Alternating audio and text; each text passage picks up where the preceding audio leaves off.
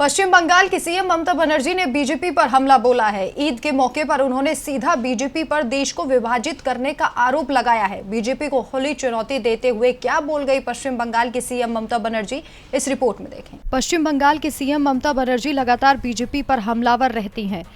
ममता बनर्जी ऐसा कोई मौका नहीं छोड़ती जिससे वो बीजेपी पर निशाना साध सके। कोलकाता में आज ईद के मौके पर ममता ने बीजेपी को खुली चुनौती देते हुए साफ तौर पर कहा कि बीजेपी में मुस्लिम वोटों को बांटने की हिम्मत नहीं है। इसके साथ ही उन्होंने लोकसभा चुनाव के मद्देनजर बीजेपी को कहा कि अब देखते हैं कौन जीतता है और कौन हारता है। लोकसभा चुनाव के मद्देनजर लगभग सारी पार्टियां एक दूसरे पर आरोप लगाती आ रही हैं, तो वहीं ममता ने बीजेपी को खुली चुनौती दे डाली है। ममता बनर्जी ने कोलकाता के रेड रोड पर ईद की नमाज के लिए एकत्रित लोगों से बात की, जिस दौरान उन्होंने नमाज के लिए आए मुसलमानों से कहा कि वे एकजुट हों और ये सुनिश्चित करें कि भारतीय जनता पार्टी 2024 के लोकसभा चुनावों में परास्त हो।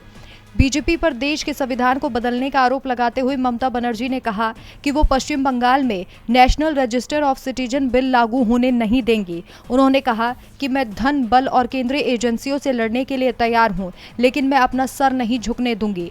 टीएमसी केंद्रीय एजेंसियों पर राजनीतिक उद्देश्य के साथ उनकी पार्टी पर कार्रवाई करने का आरोप लगाती है। इसके साथ ही एक साल में ये तय करने के लिए चुनाव होंगे कि हमारे देश में कौन सी सत्ता आएगी। हमसे वादा कीजिए कि हम एकजुट होंगे और विभाजनकारी ताकतों के खिलाफ लड़ेंगे। हमें ये सुनिश्चित करना चाहिए कि हम सभी अगले चुनावों में उन्हें सत्ता से बाहर कर दें। अगर हम लोकतंत्र को बचाने में नाकाम रहे तो सब कुछ खत्म हो जाएगा। अगले साल होने वाले लोकसभा चुनाव के लिए ममता ने पूरी ताकत झोंकना शुरू कर दिया है और मुस्लिम वोटर्स को रिझाने का उपाय खोज लिया है। इस बार भी ममता की प्लानिंग से बीजेपी पश्चिम बंगाल में बैकफुट पर दिखने वाली है।